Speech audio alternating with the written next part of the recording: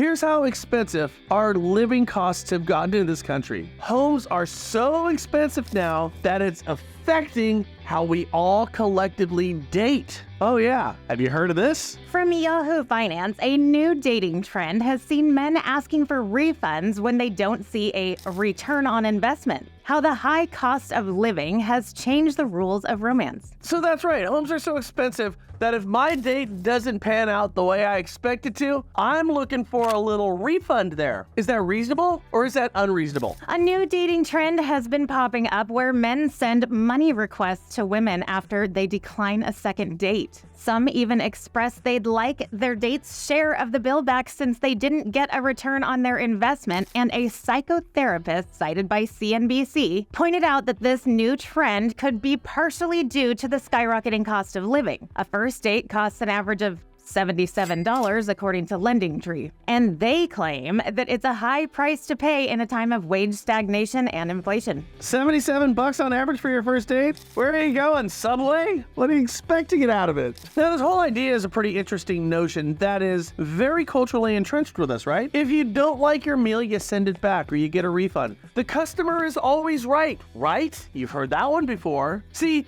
this is social canon to us, and it cannot be broken. It's the way of capitalism. We all know that. The market is always right. Well, that is, of course, unless you're a mortgage lender. Well, think about it, Brian. If a loan officer does a poor job on a loan, closes late, fails to communicate, doesn't place the client in the proper product, you name it, the customer cannot ask for a refund, as that refund would be viewed as a credit that cannot be paid per current LO comp rules. So the customer's always right, unless it's a mortgage or real estate. Would you be interested in a refund? Well, I can't get a refund. The warranty expired 2 years ago. Yeah. Would you be interested? Well, how you gonna... Would you? You see, we currently have a real estate-based class action lawsuit right now that accuses the real estate community of colluding to keep your commissions arbitrarily higher than they otherwise would be. I always knew something a little shifty about all you agents out there. The claim is that the seller must pay for the services of the realtor who brings an offer to the house that they're selling, which, by the way, since we're gonna split hairs on this one, is patently untrue. You see, because I am a consumer. Brian Stevens, I'm a consumer. I am going to pay a commission to a buyer's agent for the hard work that they put in showing other homes that failed to meet that client's expectations as a lead up to eventually showing them my house. You see, as a seller, I see this often long and arduous journey a buyer's agent goes through as a means of comparing and contrasting other properties that actually help me get top dollar on my house, while at the same time creating a satisfying process for that buyer. I also know that most buyers do not have the money to pay for the services of that agent. So again, as a seller, I'm comfortable picking up that tab because I know it ultimately helps me with my objectives. I believe that too. Now,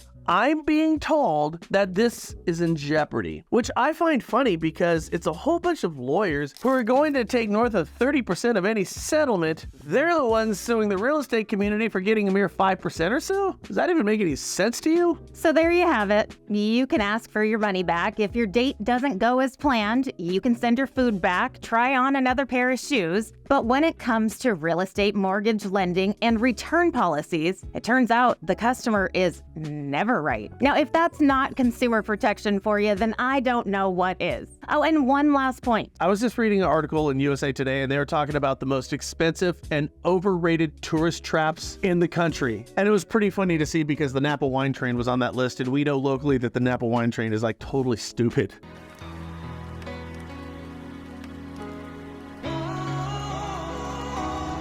Anyways, I was thinking about this, and I think it'd be a great thing for a loan officer or a real estate agent to do is to put out a video on your social media sites talking about the things that are great tourist things to do or great first date ideas for people who live in your area. I'm going to do that for Solano County. Here's my thinking. There's an observatory up in Folsom. I'm going to talk about that. Rockville Park is kind of a hidden gem, and you can always go to McCooney's and Davis if you want a good meal. You get the idea. As a loan officer or real estate agent, think about some cool places that you could go locally and share it on your social sites. Make yourself more human to people who are looking to buy, sell homes, or borrow somebody else's money. We hope this helps you today.